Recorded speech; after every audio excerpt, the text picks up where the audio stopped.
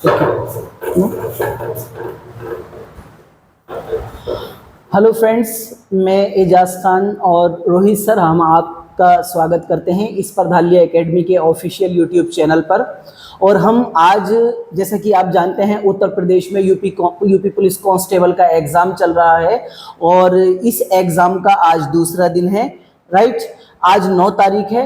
9 तारीख का first shift का जब हम ये क्लास रिकॉर्डिंग कर रहे हैं, पेपर हो चुका है। तो हम इस वीडियो के अंदर 9 तारीख की फर्स्ट शिफ्ट के एग्जाम की चर्चा करेंगे, विश्लेषण करेंगे कि कहाँ से कितने प्रश्न आए हैं, पेपर का स्तर कैसा रहा है। तो आइए सबसे पहले हम जीएस वाले पोर्शन पर चर्चा करते हैं।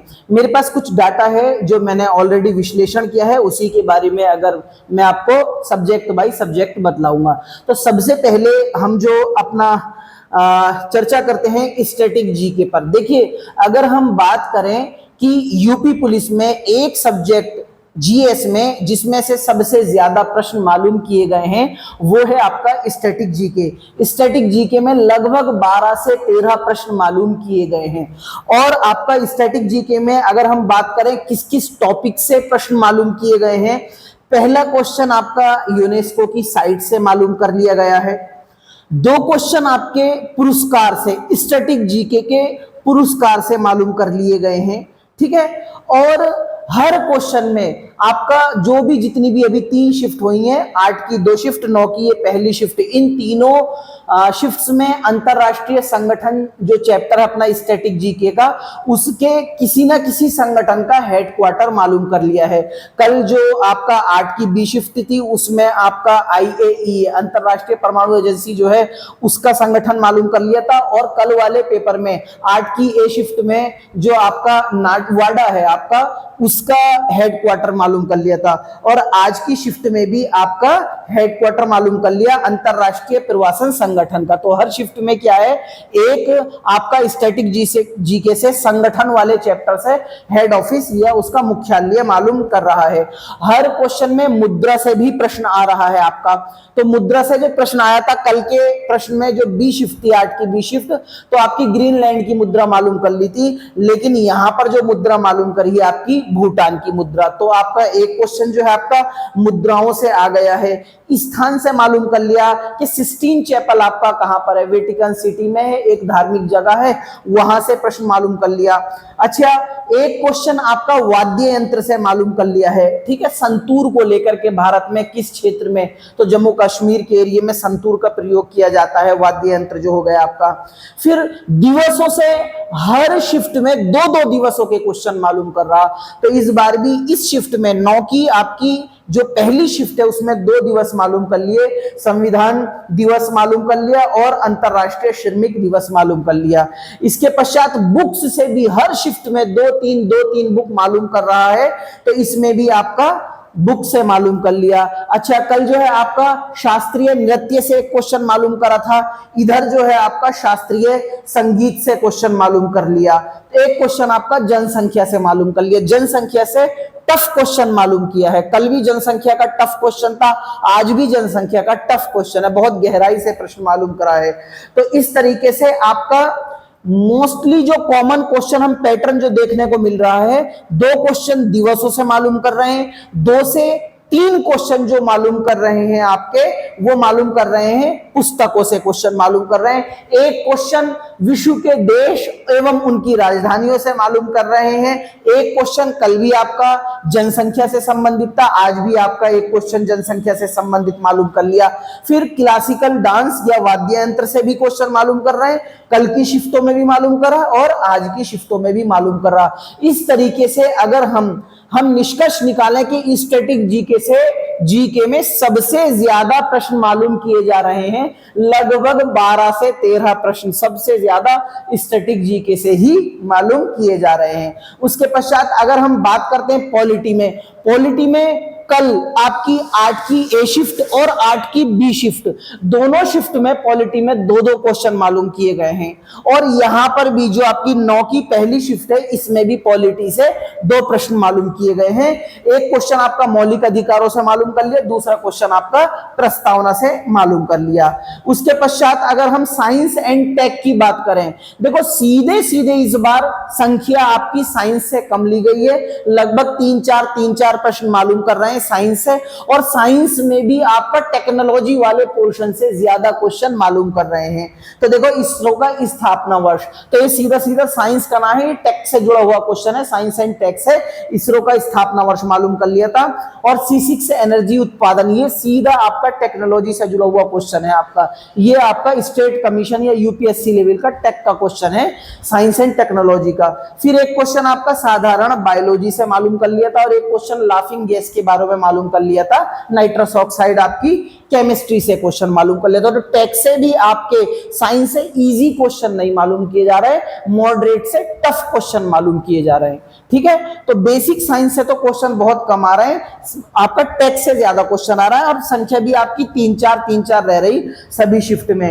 अब आपका हम बात करते हैं कि इकोनॉमिक्स से, इकोनॉमिक्स से कितने क्वेश्चन आ रहे हैं कल की दोनों शिफ्ट में आपकी, जो 8 की दोनों शिफ्ट थी ए और बी, दोनों शिफ्ट में आपके दो दो क्वेश्चन मालूम किए थे। इस बार जो है आपके आज 9 की पहली शिफ्ट में आपके इकोनॉमिक्स से थोड़े से क्वेश्चन आपके 2 की जगह 4 कर दिए। तो आपका क्या है, गुलाबी क्रांति मालूम कर ली कि गुलाबी क्रांति आपकी काय से संबंधित है, झींगा उत्पादन से संबंधित है। कल जो है 8 की बी शिफ्ट थी, उसमें क्रांति पीली क्रांति का क्वेश्चन मालूम कर लिया था।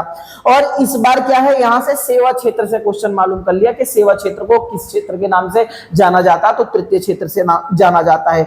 आपका एक इंपोर्ट एक्सपोर्ट दस्तावेज से क्वेश्चन मालूम कर लिया, ये आपका इकोनॉमिक्स का थोड़ा टफ लेवल का क्वेश्चन है। आपका एक जीएसटी का विचार सबसे पहले किसने दिया था, इस क्वेश्चन को आप चाहे तो स्टैटिक जीके का मान लीजिए, अगर इकोनॉमिक्स का भी मान सकते हैं। अगर जो जीएसटी का जो विचार किसने रखा था सबसे पहले, अगर आप इकोनॉमिक्स में इसको डालते हैं, मानते हैं क्वेश्चन को, तो 4 क्वेश्चन, अगर इसको स्टैटिक जीके में मानते हैं तो इकोनॉमिक्स से आपके 3 क्वेश्चन हो गए। आगे हम चलते हैं, ज्योग्राफी में कितने क्वेश्चन आए। तो ज्योग्राफी में कल जो हमारी 8 की बी शिफ्ट थी, हमने देखा 2 क्वेश्चन आए थे, 2 वर्ल्ड ज्योग्राफी से और 2 क्वेश्चन इंडियन ज्योग्राफी से आए थे। वर्ल्ड ज्योग्राफी में दोनों के दोनों क्वेश्चन पर्वतों से मालूम कर लिए थे, और इंडियन ज्योग्राफी में द्वीप से और भारत की अवस्थिति से आपका क्वेश्चन मालूम कर लिया था। तो यहां पर भी अगर हम पैटर्न देखें तो आपका कल बांग्लादेश की सीमा कितने राज्यों से लगी हुई, आज भूटान की मालूम कर ली कि कितने राज्यों से सीमा लगी हुई है। कल जो है अंडमान निकोबार को मालूम कर लिया था, आज जो है लक्षद्वीप को मालूम कर लिया भूगोल में। अब अगला क्वेश्चन है आपका सोलर पार्क, तो कौन सा भारत में कौन सा सोलर पावर प्लांट है या पार्क है जिसका क्षेत्रफल सबसे ज्यादा। ये भी आपका ज्योग्राफी में, चाहे तो आप इसको उद्योग चैप्टर से मान लीजिए, चाहे इसको आप ऊर्जा चैप्टर से मान लीजिए। इस तरीके से ज्योग्राफी से आपके 3 क्वेश्चन हैं। कल वाली शिफ्ट में आपके ज्योग्राफी से केवल आपके 4 क्वेश्चन थे, इस शिफ्ट में 1 क्वेश्चन आपका कम कर दिया गया है। और यूपी जीके के जो क्वेश्चन है, कल आपके 3 क्वेश्चन के लगभग थे आपके, ठीक है, टेराकोटा से संबंधित था, ओडीओपी योजना। और इस बार जो है आपका केवल एक ही क्वेश्चन है, आगरे में कितने विकास खंड हैं। तो ये क्वेश्चन मालूम कर लिए, कितने ब्लॉक हैं आपके, ये क्वेश्चन मालूम कर लिया। और कल के पेपर में कौन से जिले का मालूम करा था सर, कल बलिया का मालूम करा था कि बलिया में कितने विकास खंड हैं, आज आगरे का मालूम कर लिया। तो ये बहुत, मेरे हिसाब से यूपी जीके का ये बहुत गहराई से और बहुत भारी लेवल का क्वेश्चन मालूम किया गया है। अगर हम हिस्ट्री की बात करें तो कल भी आपके 4 क्वेश्चन थे, आज भी आपके 4 क्वेश्चन हैं। तो आपका मद्रास नेटिव एसोसिएशन का क्वेश्चन मालूम कर लिए, आपका चित्तौड़गढ़ का किला से क्वेश्चन मालूम कर लिया, और अकबर और महाराणा प्रताप जी के बीच में जो युद्ध हुआ था उससे क्वेश्चन मालूम कर लिया, एक आपका बौद्ध धर्म से प्रश्न मालूम कर लिया। तो इस तरीके से हिस्ट्री से पूरा आपका शुरू से आखिर तक यही पैरामीटर रह गया, 4 क्वेश्चन मालूम कर लिया। ज्योग्राफी से भी 3-4 का रेशियो रह रहा। और इकोनॉमिक्स में भी आपका कल की दोनों शिफ्ट में, 8 तारीख की दोनों शिफ्ट में 2 क्वेश्चन, लेकिन आज जो है इसने 4 क्वेश्चन मालूम कर लिए। ठीक है, इसके पश्चात अगर हम बात करते हैं करंट अफेयर्स की, करंट अफेयर्स के आपके लगभग 6 से 7 क्वेश्चन मालूम करे हैं।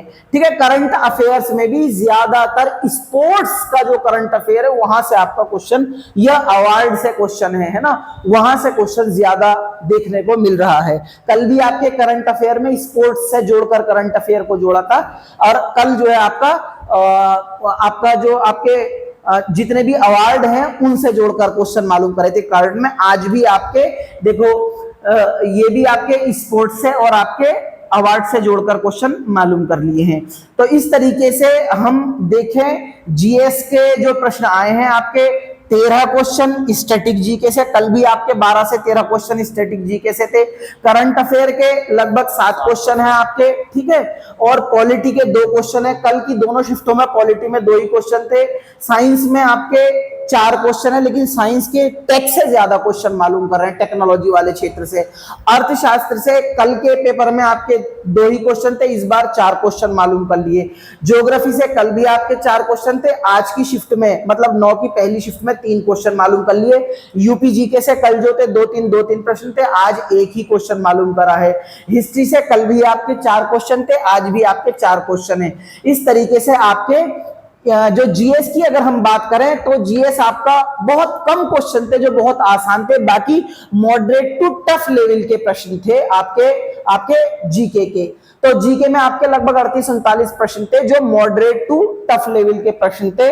और जाहिर सी बात है जो हिंदी भी है आपके 4-5 प्रश्नों को छोड़कर अगर देखा जाए तो बहुत ज्यादा टफ नहीं थी, मॉडरेट लेवल की ही थी। और इसके पश्चात जो है जीएस जो है आपके सिलेक्शन में बहुत महती भूमिका डिसीजन जीएस और करंट अफेयर, चूंकि जो आपका मैथ है, रीजनिंग है, सारी शिफ्ट में लगभग एक ही लेवल आ रहा, लेकिन जो रीजनिंग है बहुत टफ आ रही है। आपको अभी रोहित सर मैथ रीजनिंग के बारे में बताने जा रहे हैं, उसके पश्चात हम संभावित कट ऑफ का एक अनुमान लगाएंगे। यह अनुमान मैं फिर कह रहा हूं एक अंतिम अनुमान नहीं है, इससे थोड़ी बहुत ऊपर नीचे हो सकती है, लेकिन अपने अनुभव और अनुमान के आधार पर कट ऑफ बताएंगे। पहले रोहित सर आपको बतलाएंगे कि मैथ और रीजनिंग के कैसा पेपर रहा सारी शिफ्ट में। Over to Rohit sir. तो धन्यवाद दोस्तों। देखो अगर बात करें कल 8 तारीख की फर्स्ट शिफ्ट और सेकंड शिफ्ट की बात करें, ठीक है, उनका मैथ रीजनिंग का लेवल और आज का मैथ रीजनिंग का लेवल में कोई ज़्यादा बड़ा अंतर नहीं है। कल भी इजी से मॉडरेट कह सकते हैं हम, हद से हद इजी या फिर इजी से मॉडरेट, ठीक है। और आज का भी फर्स्ट शिफ्ट 9 तारीख में इजी या फिर इजी टू मॉडरेट मैथ बोल सकते हैं, ठीक है। रीजनिंग का लेवल कल भी मॉडरेट था और रीजनिंग का लेवल आज भी मॉडरेट है, ठीक है। 2-4 सवाल इस तरीके के हैं, हम उन्हें टफ मान सकते हैं, ठीक है। तो अगर हम बात करें कल के एग्जामों का एनालिसिस के बाद में और आज के एग्जाम का एनालिसिस करने के बाद, अगर हमारा ओवरऑल पेपर इजी तो नहीं कह सकते हम, इजी टू मॉडरेट या फिर मॉडरेट टू टफ हम कह सकते हैं। जी सर, बिल्कुल। अगर देखो ओवरऑल अगर कट ऑफ की बात करें हम, तो कल के एग्जामों से आज का एग्जाम थोड़ा सा हाई लेवल का है। कल इजी था, तो कल से थोड़ा सा मॉडरेट पेपर है आज के, क्योंकि जीएस के हिसाब से, क्योंकि जीएस कल के एग्जाम की जीएस और आज के एग्जाम की जीएस में थोड़ा बहुत अंतर है। कल थोड़ी इजी मान सकते हैं आज के लेवल के हिसाब से, आज की जीएस कल की जीएस से थोड़ी सी हाई लेवल की जीएस है। बाकी मैथ हम जितना मैथ करा रहे हैं total A to Z math हमारी नोट्स से आया है। और रीजनिंग की बात करें, रीजनिंग को देखो एक फिक्स पैटर्न होता है रीजनिंग का, चाहे तुम ग्रुप डी एग्जाम दे लो, रेलवे एग्जाम दे लो, या फिर एसएससी दे लो, या फिर यूपी पुलिस वगैरह यूपीएसआई दे लो, ठीक है। रीजनिंग का एक फिक्स लेवल होता है, ठीक है सर। ओके। तो हम अगर पूरी बात करें, अंत में थोड़ा सा हम कट ऑफ पर बात कर लेते हैं कि कट ऑफ कितनी रहेगी। अभी बहुत जल्दी कहना होगा कट ऑफ कितनी होगी, पहले सारे ही पेपर होने दीजिए। लेकिन अगर केवल आज के पेपर की अगर कट ऑफ की बात करें तो आई थिंक 110 से 115, 120, 110 से 120 के बीच कट ऑफ रहेगी। और आज का पेपर कल के पेपर की तुलना में जो जीएस की अगर हम बात करें तो इसका स्तर थोड़ा सा 21 या 22 था। कल का पेपर जो अगर आपका 20 था तो आज का पेपर 21 या 22 लेवल का है। बिल्कुल। अगर देखो कल के एग्जाम की बात करें तो कल अपनी जीएस में 20 प्लस के स्टूडेंट हमें दिखे हैं कि 20 से ज़्यादा करने वाले जीएस में, ठीक है। देखो मैथ और रीजनिंग में 75 क्वेश्चन में से 70 क्वेश्चन एवरेज स्टूडेंट 70 क्वेश्चन करता है, उससे कम वाले के लिए तो बड़ी दिक्कत की बात होगी, ठीक है। और आज की भी बात करें, 70 क्वेश्चन अगर मैथ रीजनिंग के कोई बच्चा करके आया है, ठीक है, और 30 क्वेश्चन हिंदी के करे हों, 100 क्वेश्चन और 20 क्वेश्चन मैथ के, 20 क्वेश्चन आज जीएस करने लायक नहीं थे, ठीक है, 15 क्वेश्चन जीएस के, तो समथिंग 110 से 115 के बीच आज के हिसाब से हो सकता है। ठीक है, तो इसी के साथ अपना हम सेशन समाप्त करते हैं। आज हमने इस वीडियो में जो आपका 9 तारीख की पहली शिफ्ट हुई है उस पेपर का विश्लेषण किया है। फिर मिलते हैं एक नई वीडियो के साथ, नई ऊर्जा के साथ। तब तक के लिए धन्यवाद, नमस्कार।